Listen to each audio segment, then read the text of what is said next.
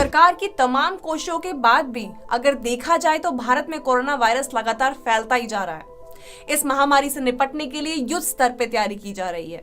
इस वजह से केंद्र और राज्य सरकारें कोई भी कमी नहीं छोड़ रही हैं। लेकिन तैयारी करने से पहले ये जानना जरूरी है कि कोरोना वायरस भारत में किस स्टेज पर है। कोरोना वायरस के पैटर्न को समझना जरूरी है।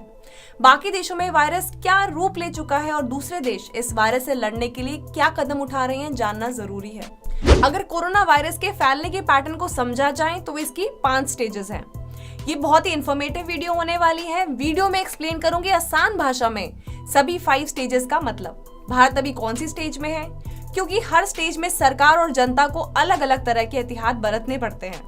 इसको फैलने से रोकने के लिए अलग इंतजाम करने पड़ते हैं। दोस्तों, 90% लोग मेरी वीडियो देखते हैं, लाइक और कमेंट भी करते हैं, पर चैनल को सब्सक्राइब नहीं करते। कर लीजिए ना प्लीज। आपका एक सब्सक्राइब मुझे हौसला देता है और अच्छा काम करने के लिए। WHO के अनुसार भारत कोरोना वायरस की दूसरी स्टेज में है। कोरोना वायरस को रोकने के लिए सरकार ने यदि और ठोस कदम नहीं उठाए तो सिचुएशन और बिगड़ सकती है। Indian council of medical research यानी कि ICMR के मुताबिक अभी इसको अगली स्टेज में जाने से रोकने के लिए सरकार के पास 1 महीने तक का वक्त है। पहले जानते हैं कि स्टेज पर कितनी खतरनाक है ये बीमारी। स्टेज 1 में देश में संक्रमित जगहों से ही वायरस फैलने के मामले सामने आते हैं। जैसे भारत में 3 मार्च तक बस बाहर के देशों से आए हुए लोगों में ही वायरस डिटेक्ट हुआ था। शुरू में वुहान, चाइना से आए हुए केरल के 3 मामले और अभी हाल ही में ईरान, इटली और दुबई से आए हुए मामले। इस स्टेज में वायरस को कंट्रोल करना उतना मुश्किल नहीं होता। ये मुमकिन करना है कि एयरपोर्ट से बच के कोई संक्रमित इंसान देश में ना घुस पाए। जरूरत पड़े तो 14 दिनों तक क्वारंटाइन में रखें। अब देखते हैं कि स्टेज 2 में कैसे फैलता है वायरस। स्टेज 2 वो है जब ऐसे किसी व्यक्ति में ये वायरस डिटेक्ट हो जाए जो संक्रमित देश से नहीं आया और ये वायरस स्थानीय लोगों में फैलना शुरू हो जाए। इस फेज में मामले बहुत तेजी से बढ़ने लगते हैं। इसका मतलब ये हुआ कि इस वायरस से संक्रमित व्यक्ति बाहर के देश से भारत के अंदर घुस आया और अभी तक डिटेक्ट नहीं हुआ। स्थानीय लोगों के लगातार कांटेक्ट में है और लोगों को संक्रमित कर रहा है। स्टेज 2 का बेस्ट एग्जाम्पल ये है कि जयपुर में इटली से आए हुए लोगों में ये वायरस मिला और फिर उनके टैक्सी ड्राइवर, होटल स्टाफ और उनके ट्रैवल गाइड्स तक ये वायरस फैल गया। इसको कम्युनिटी स्प्रेड भी कहते हैं। ये ज्यादा खतरनाक इसलिए होता है क्योंकि स्टेज 1 में आप एयरपोर्ट पर स्क्रीन करके विदेशी लोगों के वीजा खत्म करके भारत में घुसने से पहले उनको 14 दिनों का मैंडेटरी क्वारंटाइन करके इस वायरस को काबू कर सकते हैं। पर स्टेज 2 पे बात हाथ से निकल चुकी होती है। अब देख लेते हैं कि स्टेज 3 में क्या होता है। स्टेज 3 में इस वायरस को रोकना सरकार के लिए एक बड़ी चुनौती बन चुकी होती है। ये वायरस न्यूक्लियर रिएक्शन की तरह एक्सपोनेंशियली बढ़ने लगता है। बड़े पैमाने पे ये समुदाय, मोहल्लों में फैलने लगता है। भारत में कोरोना को रोकने के लिए सरकार को कड़े कदम उठाने पड़ रहे हैं, जैसे कि स्कूल्स, कॉलेजेस, मॉल्स या कोई भी ऐसे इवेंट जिसमें मास क्राउड पुलिंग होती है, कैंसिल करने पड़ रहे हैं, यानी बंद करने पड़ रहे हैं।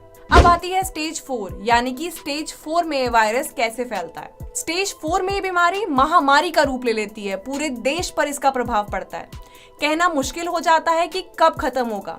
वायरस से लड़ने के लिए सरकार को पूरी ताकत झोंकनी पड़ती है। पूरे के पूरे देश को बंद करना पड़ता है। आपने चाइना की रिपोर्टिंग देखी ही होगी। 10 दिनों में मल्टी स्टोरी हॉस्पिटल बनाना, शहरों को लॉकडाउन करना।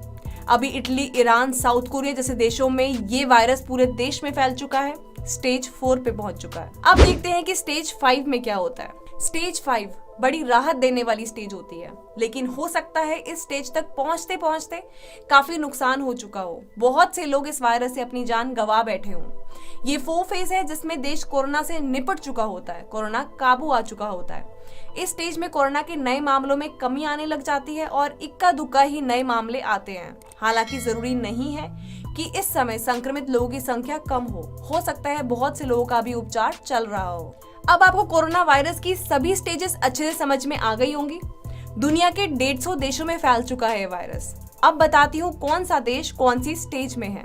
बात शुरू करती हूँ जहां से वायरस फैलना शुरू हुआ था, चाइना, जिसकी वजह से पूरी दुनिया को इसका शिकार होना पड़ा। चाइना अभी स्टेज 5 में आ चुका है। पिछले 1 हफ्ते में डेली सिंगल डिजिट यानी 10 से कम ही नए मामले सामने आ रहे हैं। वहीं Italy, Iran, south Korea, Spain, Germany और फ्रांस देश अभी स्टेज 4 में प्रवेश कर चुके हैं। पूरे देश में लगातार मामले बढ़ रहे हैं। इटली में 21,000 लोग संक्रमित हैं, 1500 के करीब मर चुके हैं।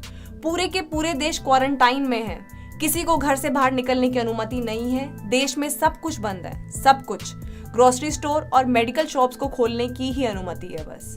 बाकी के लगभग 90 देश स्टेज 2 और स्टेज 3 में हैं और 50 के करीब देश स्टेज 1 में हैं, जहां अभी तक वायरस बाहर से आए हुए लोगों में ही डिटेक्ट हुआ है। अब बात करते हैं कि क्या भारत तैयार है कोरोना वायरस से लड़ने के लिए।